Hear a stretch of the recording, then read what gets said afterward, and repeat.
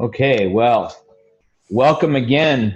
We are still continuing to see people sign in, and which is great. As I mentioned 2 minutes ago, we have a very high attendee, a very high participation registration. So I'm going to continue to let people get in here. As we're kicking things off, my name is Ron Krisha, and I am the Chief Operating Officer and founder for Golden Shovel Agency. Been around since the beginning. And very pleased today to have our speaker from National Community Development Services, Tom DiFiore, president of NCDS. And he's been in the space for 40 years. And we've known Tom and his crew for about the last 4.5 years as we've been working together, and we were happy to work on this white paper with him. But Tom's going to talk about this, but his real forte that I've known him for has been helping communities raise money. And one of the things when we work with communities, we hear this all the time of trying to raise money to build awareness or for projects. And so Tom has that in his back pocket and his arsenal. And I don't want to leave that on the shelf and not tell the group that if you're looking for that, Tom is a good resource for that. So I get to do the promotion of Tom. He doesn't have to do the self-promotion. But I just want to tell you that I have very high accolades for Tom and his crew, and very pleased to have you on today for our webinar. So with that, Tom, I'm going to turn it over to you. A couple housekeeping items in the chat box for the participants. Please type in questions. I will then interject as appropriate, and I'll bring those questions to Tom.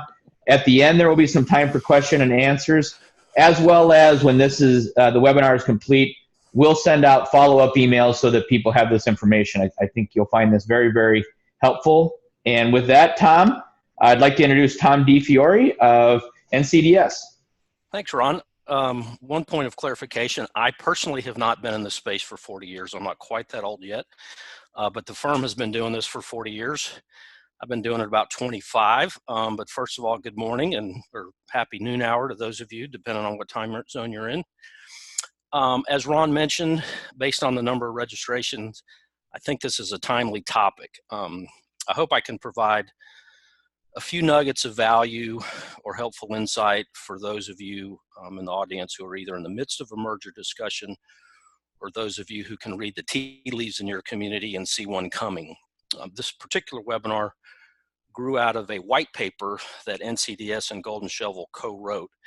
And while I'm not going to exactly replicate that content here, I will reference some of the example communities and organizations in the white paper. At the end of the presentation, there will be a link to the white paper, but if you can't stick around that long, just call me or hunt down the Golden Shovel folks and we'll make sure we get you a copy. I've only got 5 slides today. You'll be glad to know that. I should be able to get through them probably in about 30 minutes, leaving plenty of time for Q&A, so please chime in with questions and comments. We'll get to them either as we go or at the end. But as we get started here, a little housekeeping or introduction. First thing I need to do is to clarify what this presentation is and is not going to be, and to manage your expectations. By no means do I consider myself an expert on this topic. Frankly, I don't think anyone could be an expert because every community, every organization, every situation is different, and every merger is both unique and personal. And when I say personal, that's intentional because all of this involves people and personalities, so there's no easy boilerplate script or checklist that I can give you. So if you're expecting that, probably go ahead and head to lunch. Everything I know about this topic comes, as Ron mentioned, from my experience in raising money for chambers of commerce and economic development organizations. In some cases, the merger decision was made in advance and we were brought in to fund a newly merged organization. In others, a merger or a joint venture structure sort of emerged from our assessment and recommendations for optimizing fundraising and organizational potential. And the fundraising campaign effectively facilitated the merging of 2 or more organizations. We've also told organizations that they couldn't or shouldn't pursue a funding campaign unless or until they address this issue because of the feedback and information we glean from confidential interviews. And even in a few instances, we found ourselves recommending that an organization split or spin off in order to maximize fundraising outcomes and organizational impact.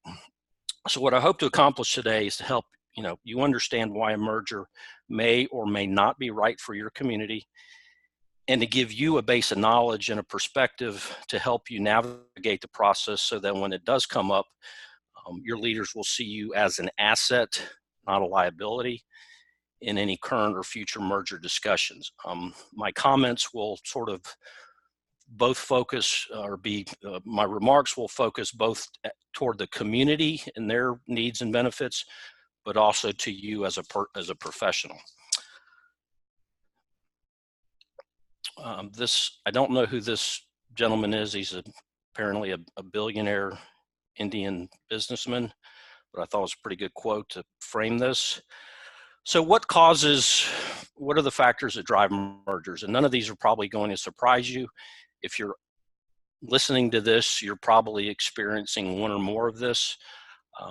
But I thought it'd be helpful to sort of capture the things that we see drive this interest or discussion about potential mergers, usually between chambers of commerce and economic development organizations, but not limited to those. Sometimes, obviously, you get workforce development involved, and downtown organizations and CVBs and tourism groups and others that kind of run the gamut of community and economic development. So the first one is, I would say, probably the most logical or straightforward and certainly least controversial factor. Usually smaller communities find it convenient to get together to create greater capacity and to what I would call fight above their weight class. And this makes a lot of sense, especially for business attraction activities, because regions, as you all know, or hopefully you know, that regions matter more than cities or counties for investment decisions when companies are looking to relocate or move. But because of that, even larger cities create regional partnerships. I mean, you are all probably aware of very large, large metro areas or multiple metro areas coming together to create regional partnerships. They don't necessarily require formal mergers, but it just drives home the point that this geographical and regional component does lend itself to coming together, whether it be formally or informally.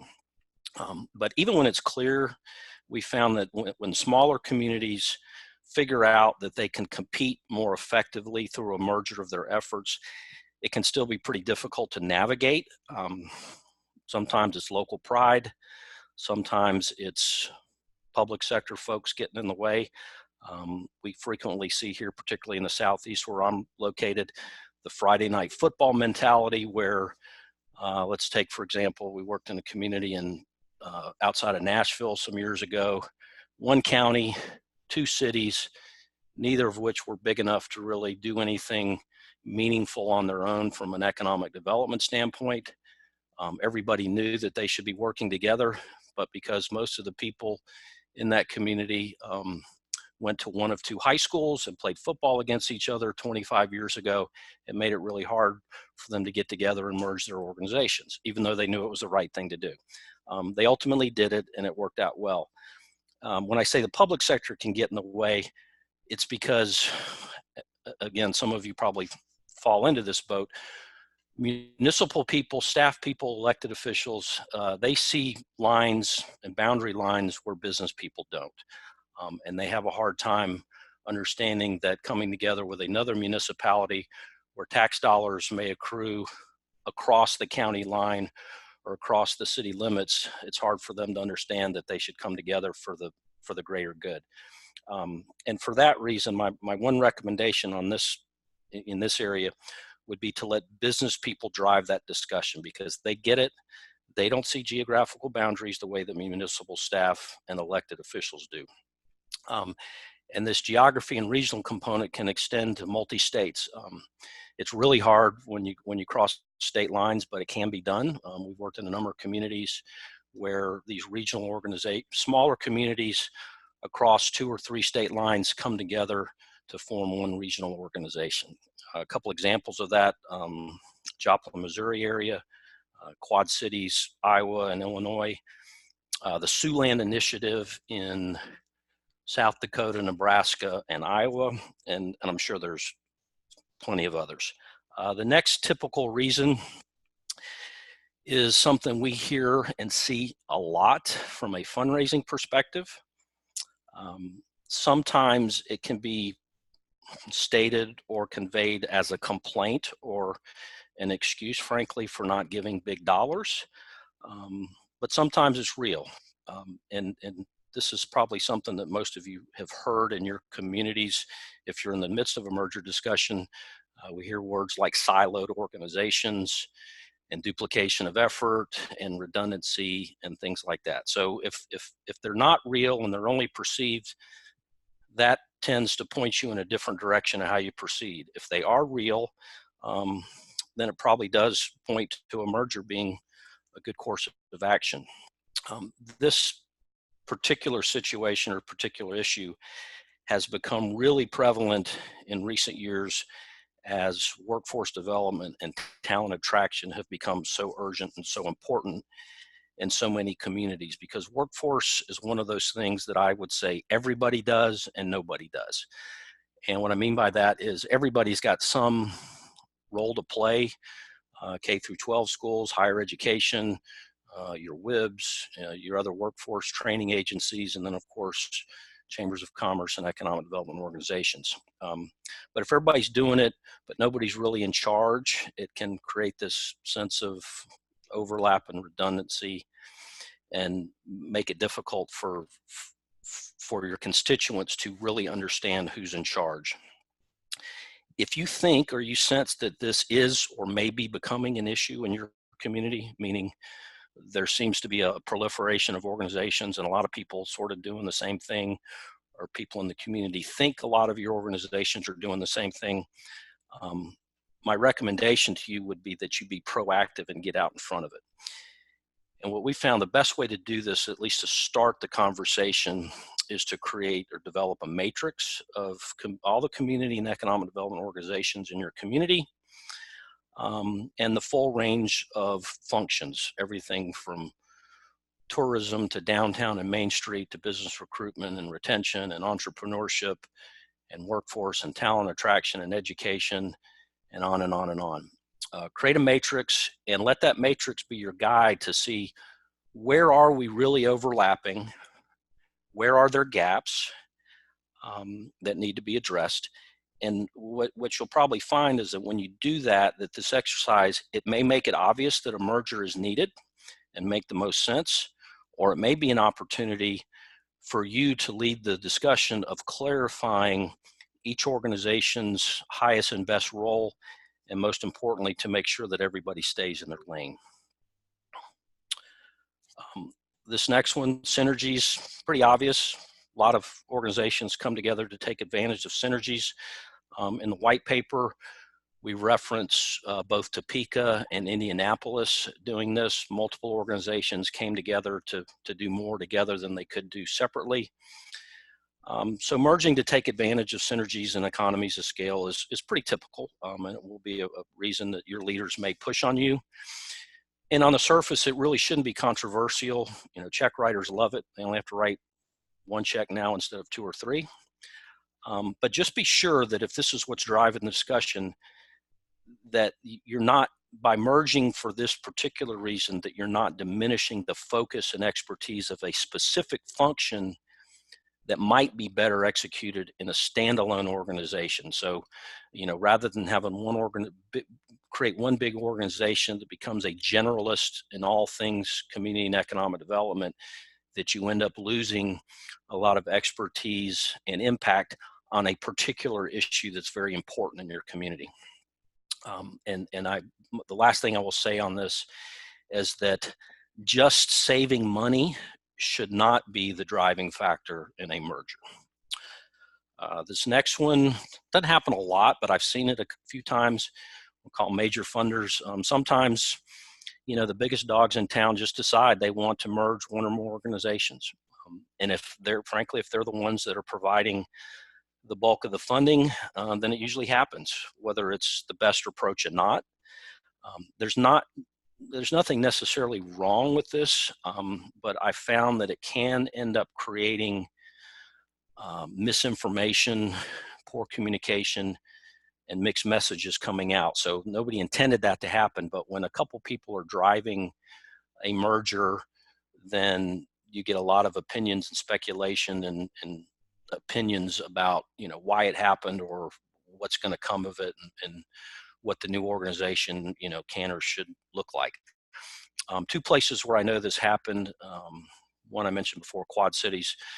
Wells Fargo and John Deere were funding significant organizations on both sides of the Mississippi River in Illinois and Iowa. And frankly, they didn't see the point in doing that, and they wanted them to come together. And again, it goes back to what I said, that those businesses, even though the Mississippi River was a big barrier, it was one region for them. They didn't see the need for separate and duplicate organizations, so they drove it. The other example I know of, a handful of years ago in Birmingham, Alabama, the Birmingham Chamber of Commerce and the Metropolitan Development Board merged into what became the Birmingham Business Alliance. And while we weren't working there, my understanding is that Regions Bank and Alabama Power drove that process. You know, nobody else thought of it. Nobody else really wanted it. The staff certainly didn't want it, but the two big dogs wanted it. And so I guess the takeaway of this is that you might want to make sure that you don't allow yourself to be in a situation where one or two dominant funding parties can dictate this kind of organizational upheaval. The fifth reason that we typically see, and I will say off the hand, is that this is the wrong reason. And what this really means is that one, you know, let's, for sake of example, let's say there's two organizations, a chamber and economic development council.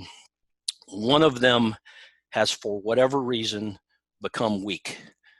They're losing members, they're losing money, they're not relevant, and suddenly they find themselves in survival mode, and they look across town or across the street or two floors up in the office building and say, hey, you know, our brothers up there have plenty of support and plenty of money. Let's join them. That's pure survival mode. And if that happens, if that has occurred in your community, it's probably not a good sign. And it's a sign that maybe that organization either needs to go away or major changes need to be made at that organization. But it shouldn't just be made, it shouldn't just become a natural merger of two, what I would call unequal organizations. And I have seen this happen in one community where we worked.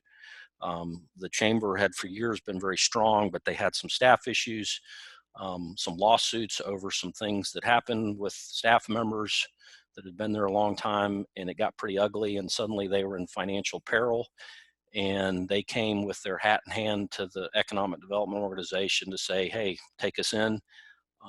And appropriately, or the good thing that came out of that was that the clear heads prevailed, and they ended up not merging, and now that chamber is once again very strong, and the two organizations continue to exist separately and both doing good work. Leadership changes.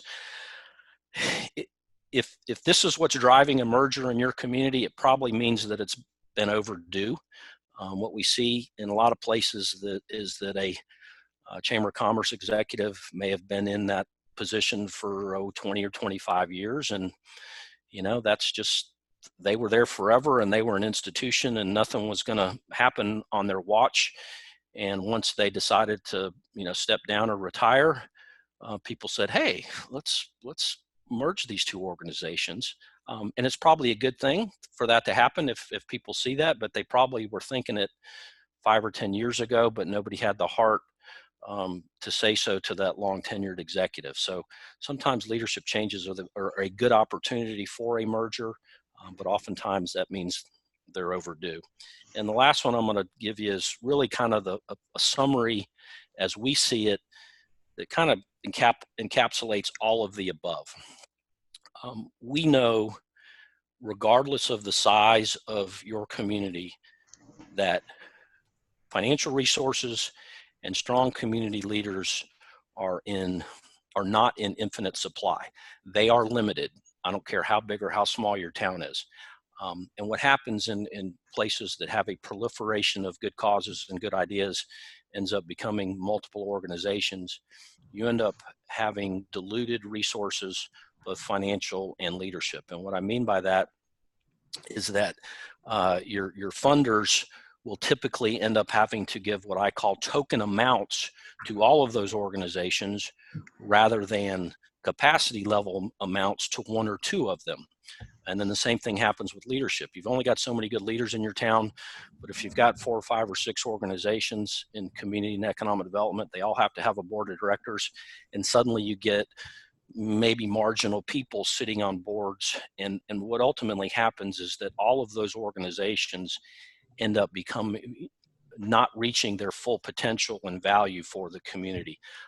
So whenever we see that, whenever we see a dilution of resources, particularly financial and leadership, oftentimes we will point that out and recommend that, look, we may be better off here combining forces and combining some of these organizations so that the dollars and the leadership that is being provided can make a real impact rather than just propping up a bunch of organizations. Say, Tom.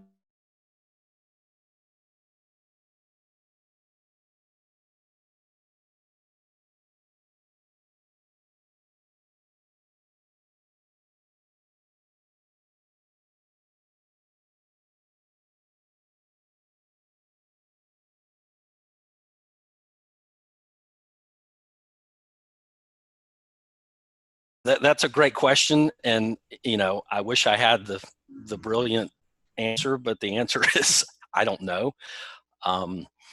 It as you said, it's personalities.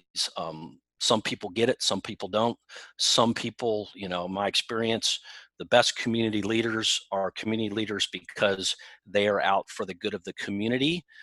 But we all know that you have people involved in these organizations, both paid staff and volunteers, who have personal agendas on the line. And as long as someone is going to push for a personal agenda, whether it be selfish or otherwise, business interest or otherwise, or ego, versus what's best for the community, it's going to be hard. So I don't, in terms of resources, the best approach, if you know of a particular person that is, the proverbial fly in the ointment, you got to find somebody that's a peer of theirs that they respect and that can talk to them, and they're difficult conversations sometimes. So that's the only thing I can recommend. I'm actually going to talk more about that in a minute, both in terms of staff and volunteers, but you're right, that people can get in the way, and it's not right. But it does happen. And, as an outside consultant, that's fortunately not my problem, so to speak. I have told community leaders when they sort of, dig in and don't do what's best for the community, despite our best recommendations, I, sometimes say, look, y'all do what you want. I get to go home and, get on an airplane and go back to my community. And if your community if you're sub-optimizing your community's community and economic development efforts, that's on you, not on me. So that's kind of a jaundiced response, I guess, and a non-answer. Sorry, Ron. No, and I want to pause that for 1 second, because I think this is where both you and our companies share this. And I'll spin it. I'll put it this way, and then maybe you can help me before you go. A lot of times, or many times, we will come into a community and we know our talent pool and we know how well we can service that community. But because of an individual's personal agenda, it's like they're holding our team back and they're holding the horses back. And I feel like we can't be as good as we would like to be because Absolutely. of that. And just as outside consultants, I just want people to know, and you could probably validate this, when we come into a community, we see that community not as a client, but as a family member. Right. And we want to give them everything we have because we know how good we are. But these individuals, and I know how hard it is for the people we're working with, they really hold us back. They keep us from being as good as we can be for the client. No, I completely agree. And I find myself saying, I borrowed this to some of the people in the audience may know the guy that founded our company, Howard Benson, and he's had a lot of brilliant, what we call Howardisms over the years. And one of the things he told me early on was that, look, there's no law or statute that says every community is blessed with good, forward-thinking, progressive community leaders. And some places have them and some places don't. And the reality is the communities that win and succeed and thrive and grow are the ones that have those good community leaders, and the ones that kind of stay, that don't thrive and grow and seem to struggle. Oftentimes it comes down to that leadership equation or quotient, but it is what it is. Sometimes I get very not offended, but upset about it. And because I see a community's potential and I see, an issue or people, as you said, Ron, holding it back because of personal agendas. Would I like to do something about it? Sure. But, there have been occasional times in my career where I've thought about writing an op-ed to the paper after I've left town, and shining the light on it, but I haven't done that. But other than that, I think, if for the people in the audience who pose that question or have that in their community, I think you've really got two choices. You can either really try to tackle it head on, and it may be at your own personal demise, but that's the right thing to do. Or you can say, you know what, this community is holding me back because of the leadership in this community is holding me back, and it's time for me to move on. Yeah, and you touched on a nerve with this topic, and I got a couple more in real quick.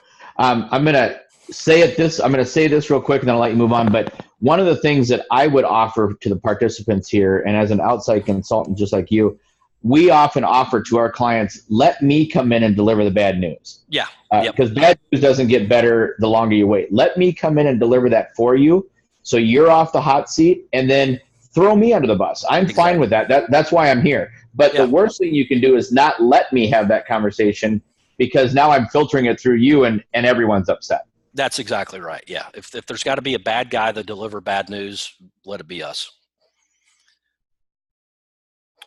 All right. So now we've got down to point number one here is the flip side of that, maybe. And that is, even when everybody or most people agree that a merger is the right thing and it should happen and that organizations should come together for the greater good, it's still hard. There are plenty of challenges and impediments to that. And without, pointing the finger at anybody that I can't see on this webinar, the biggest thing we see is staff resistance, and it's natural. I mean, this is, when we get into personal agendas, what's more personal than your job? And, we have seen in multiple cases where the merger was, either fought or even worse, sort of, behind the scenes undermined because one of two or three executives was afraid of losing their job. And I get it. I understand it. It's natural. It's probably going to happen. In a lot of mergers, if you merge two or three organizations, sometimes all three of those staff executives lose their job and they bring in one new person. So who wouldn't be against that? I'm not passing judgment here. I'm just saying this is one of the things that can keep it from happening. For those of you in the audience that is in the the stronger of the two organizations that may be merging, if you hadn't figured it out by now, you probably ought to realize that your counterpart at that other organization may fight this and may try to make you or your organization look bad to save their own skin or job. I'll read a quote from our white paper, actually, that one of the communities we featured in the white paper is Topeka, Kansas. And they created Go Topeka, which was, I don't know, merger of 4 or 5 or 6 organizations. And the CEO of Go Topeka said that, this is a quote out of our white paper: the fact that the CEO of Visit Topeka and Downtown Topeka Inc. were amiable to the merger was good for the community. These two CEOs said, this may not be the most comfortable thing, but we are in it to do what it takes to make Topeka successful and the strategy successful. So, hats off to them for doing that, but we all know everybody doesn't have the same standing.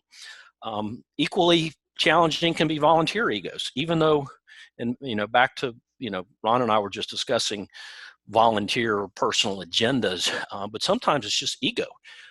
I've seen cases where, a board chair of a particular organization fought a merger just because he or she didn't want it to happen on their watch. They thought that was a slap in the face to them, or somehow suggested that they were not a good leader because under their watch this organization got consumed by another, or acquired, if you will, by another. Again, I don't think that's a bad thing, but it does happen, and my point is for everybody here to be prepared and aware that that may be the case. Public sector issues, especially funding. We all know that the best community and economic development organizations are typically public-private partnerships, but that's easier said than done.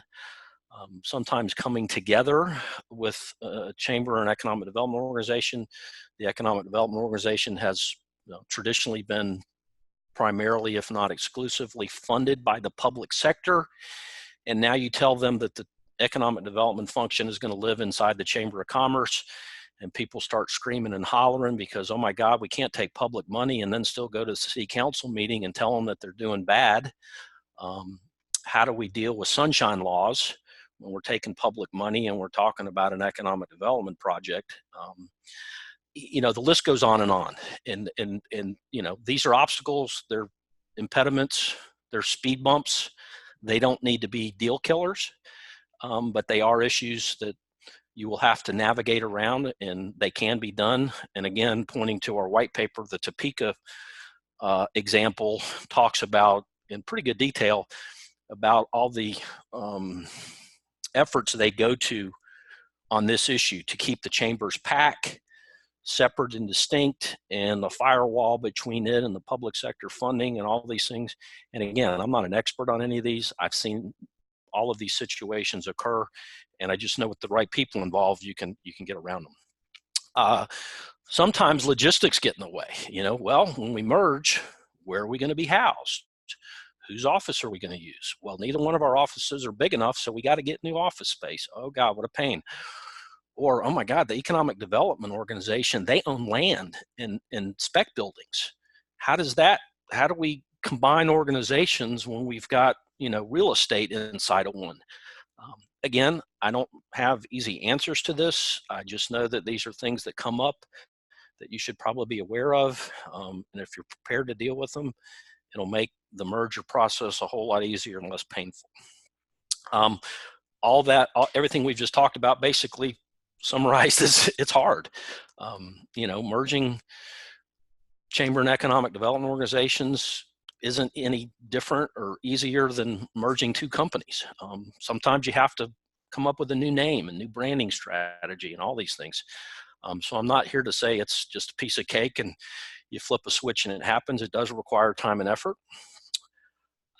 This one probably is more of the end state than the during state, but sometimes you have to be very aware that the merger everybody's going to have their own opinions and expectations of what will or won't happen in the process of merging organizations. And more often than not, someone's expectations aren't quite right or quite aligned with why you did that. So you need to be aware of that. And I'm going to talk about this as we transition to the next slide. And before I put up the content, I have to give a shout out to a client who actually used this quote at a meeting I was at a few weeks ago. And just to some context, this is an organization that when I mentioned the merger happened because of leadership changes. The Chamber of Commerce in this town and the Economic Development Organization both had 20+ year executives who over those 20 years had become bitter enemies and fought tooth and nail, and there were turf wars beyond belief.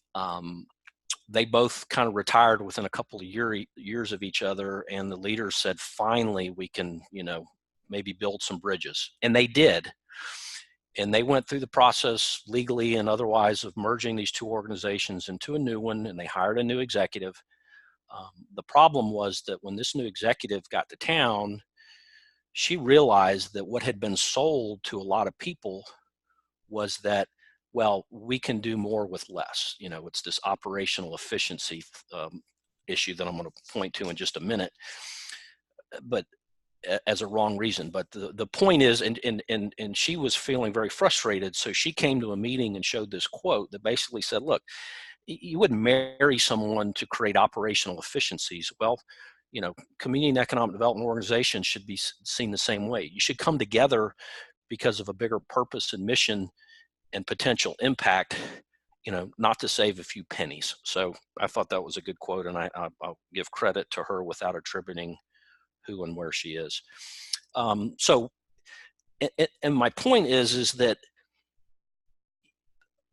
beyond operational efficiencies, when you merge, you should be getting some impact, greater impact, more value, better outcomes. And frankly, you might be able to accomplish those without merging. So what are some other choices to a formal merger or consolidation? One is what I would call informal cooperation. You know, if you're the Chamber of Commerce and there's other organizations in town, there are going to be issues and situations and events where it makes sense for you to work very closely with your peers, whether it be on workforce development or tourism or downtown development, whatever it may be.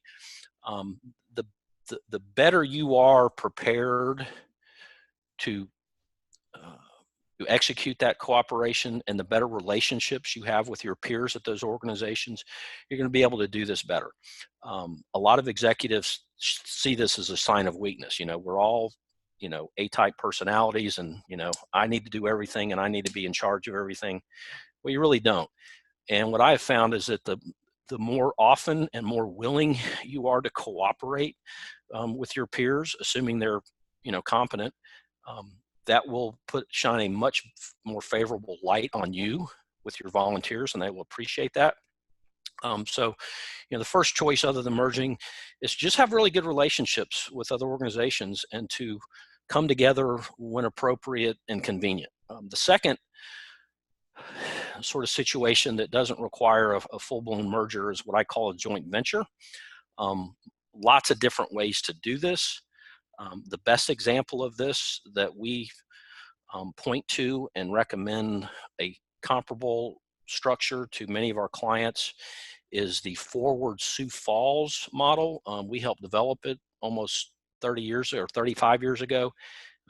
Probably one of the most successful organizations in the country in terms of what they've done to their community, for their community, and how they operate. And I would encourage you, if you want to learn more, you can learn a lot more about how they're set up at forwardsiouxfalls.com. But basically, they kept their chamber and their economic development foundation separate. They both have their own boards. They both have their own staffs. They do share.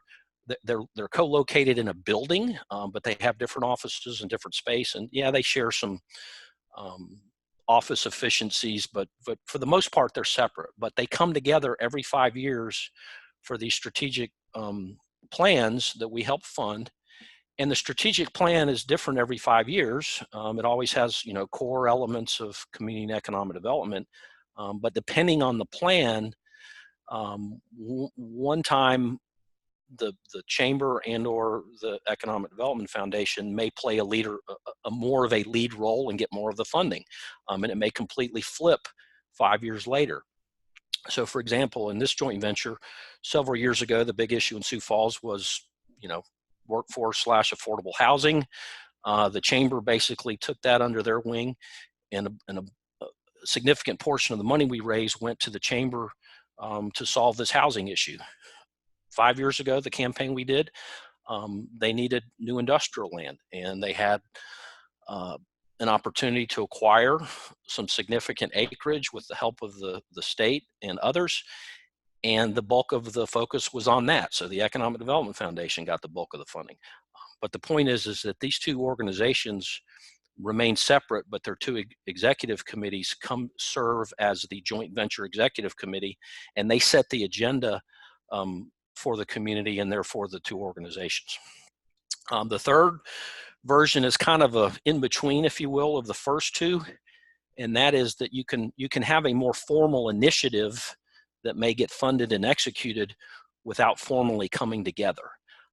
And these sort of things, you know, and there may be more than two involved in these. We've done some, particularly in the workforce arena, where, you know, we funded a 5-year plan, and some of the money goes to the chamber, some of the money goes to the economic development organization, and some of the money goes to the community college to execute some of the workforce development initiatives. So, you know, all the organizations stay separate. They all have their own, you know, they continue to remain independent, if you will, but they come together as needed for comprehensive initiatives. And then, you know, going the other way, you might have a situation where you actually want to spin off something, an organization that may be housed in your, you know, within your walls now, and it makes more sense to have it sort of go off on its own. Typically, these are in the arena of much more traditional nonprofit type stuff, so that they can go be grant writing organization. You know, they may not get membership money, but maybe they're, you know, based on what they do, they're much more likely to exist as a standalone nonprofit that can go get grant money, and you know, frankly, a different constituency. A couple examples of this: housing. I just mentioned the Sioux Falls and the housing. Well, what ended up coming out of that was that they actually spun off a separate organization called the Sioux Empire Housing Coalition, or something like that. Mobile, Alabama, they had a very successful and push for entrepreneurship, ended up getting some grant money to buy a building, an old building downtown, create an incubator. Well, it made more sense to have that incubator be its own organization rather than a division of the chamber. So there are opportunities where you might spin off. Start fresh. This is, you know, for lack of a better description, it's kind of with when we've been in places and, you know what, it makes more sense to kind of blow it up and start over than to try to, you know, put a wrench on it and fix it. An example of this, we were in a community out west that had a pretty good chamber of commerce, but they didn't really have a lot of interest in getting into economic development, a lot of tourism and small business stuff, that they were happy with that. They had a separate economic development organization, but it had become pretty much ineffective. They relied on state money. They relied on public money, and the private sector had lost confidence in them. A new mayor and the CEO of the hospital of that town saw this, brought us in, and basically what we said was, you need that economic development organization to do what a good local public-private organization should be doing. But they figured out that organization that already existed was never going to be what it should. So they basically put it out of business and started a new one. And then the last one I'll mention before I come off of this, it's not on the slide here, but there's also some situations where you want more separation, not less. And in our white paper, again, a pretty good example, Jonesboro, Arkansas, they had economic development sort of as a division or committee of the chamber. We came in, funded a big plan, raised a lot of money, a lot more money than anybody had been given before to economic development, and the stakeholders wanted that money to be clearly spent to execute a specific economic development plan, and they were worried about it sort of being commingled inside the chamber, so they created more separation, not less, with those two organizations. So what does all this mean?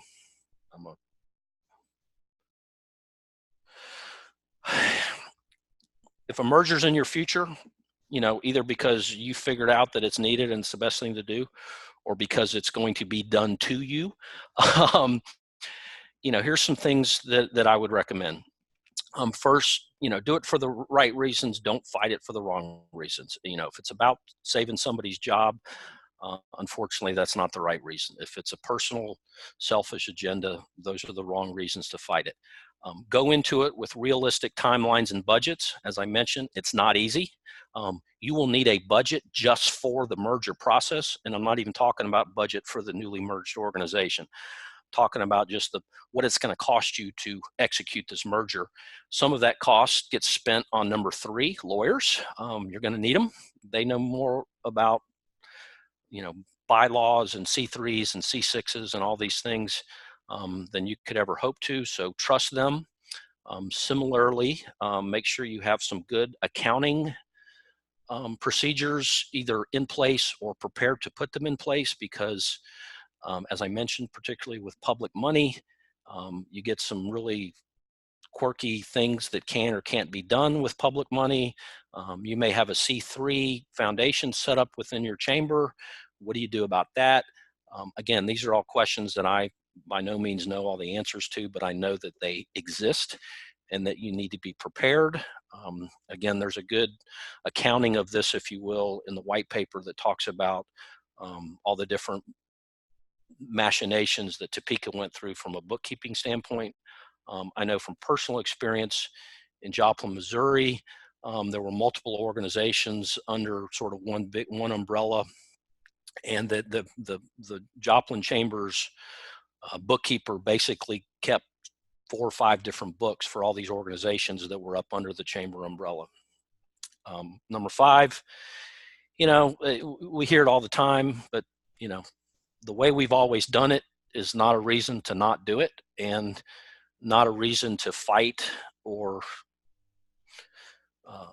resist something. Doesn't mean the way we've always done it isn't the right way, and maybe it's the best way, but point being, you got to be willing to let go of things, even a name. When I mentioned that Friday night football mentality, oftentimes the biggest question is, well, we know it's right to merge and we'll come together and we can be better together than apart, but what are we going to be called? We're not taking your city's name. Well, we're not taking your city's name. So now we got to figure out a new name for what we are.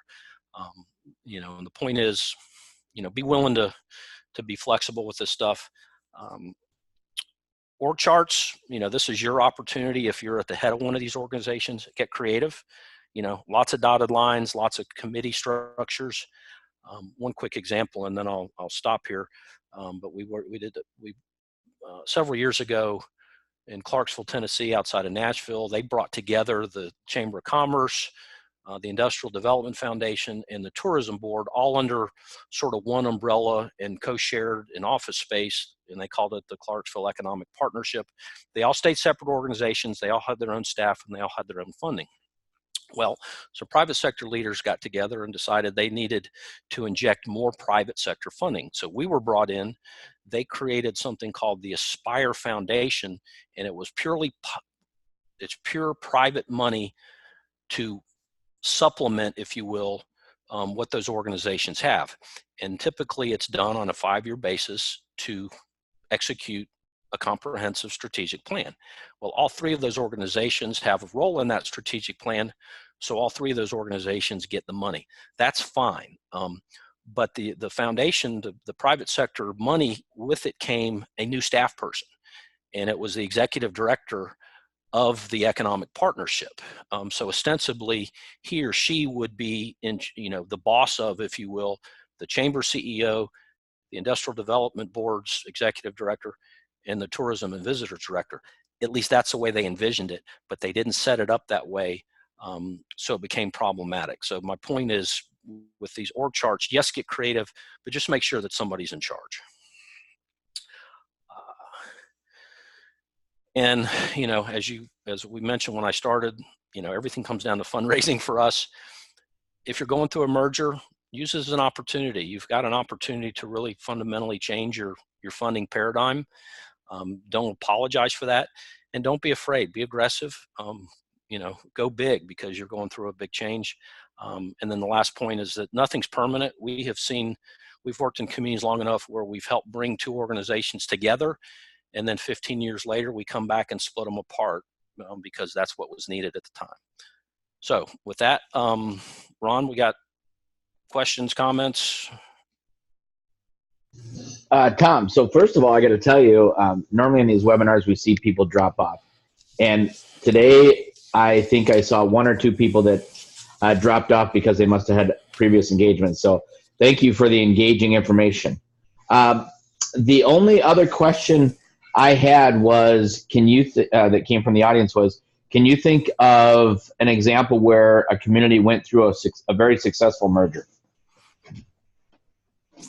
Yeah, and I guess I would point them to the white paper. Okay. But I mean, I've got plenty of examples, but the white paper gives some pretty good detail about Topeka, which I think, and I, full disclosure, Topeka isn't even a client of ours, but they seem to have done a very good job merging multiple organizations. Same thing with Indianapolis. And from a personal experience, I mentioned my all-time best example is Sioux Falls in that joint venture arrangement that they've done. Okay, and so a couple questions are coming in a little quicker. Can you go back to the final slide so someone can see your final bullet point? Oh, sorry. No, that's okay. Somebody had asked. Another one, Curtis from Topeka, since you've mentioned them. Curtis did make a mention. He said, our new organization is called Greater Topeka Partnership. So Curtis, if you're on, and sounds like you are, I wanted to make sure I acknowledge that. And then I have one more question that is, there probably isn't a one-size-fits-all answer to this question, but in those communities where the COC and the EDO are separate, what tends to be the issue in their lanes? What tends to be the issues in their lanes, and where do they avoid overlap? Great question. Years ago, it was business recruitment. These days, I think it's workforce because it's what's most important and what everybody wants. So who does it? And there's no right place for workforce development to reside. Personally, I think there's roles for both to be engaged in workforce development. Typically, the chamber should be that what I would call pipeline developer, meaning K through 12, job shadowing, career pathways kind of thing. And whereas the EDO is more better set up to be that, post-secondary education and connecting tech schools and community colleges and universities with industry partners to make sure that their curriculum is aligned with what industry needs and things like that.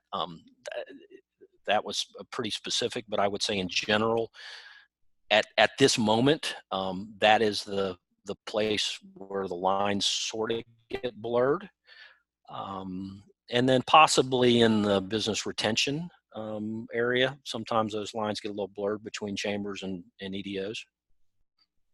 Okay. A couple more questions coming in, and I don't think we're going to be able to get to all those. So what I will do is the individuals that are sending those in will make sure I let Tom know so he can respond as well. A couple of quick things. We will be sending emails out with follow-ups for the recording as well as the white paper. And the other thing I would really encourage the group, if you want to talk to Tom or Golden Shovel, feel free to bring us in. We're just here to help, and a 15-minute conversation that we may be able to advise you on could save you a lot of time, or maybe we can show you some services that you might be interested in. But don't be afraid of that conversation. Our folks will have those. I know I don't think Tom's this way. We're not this way.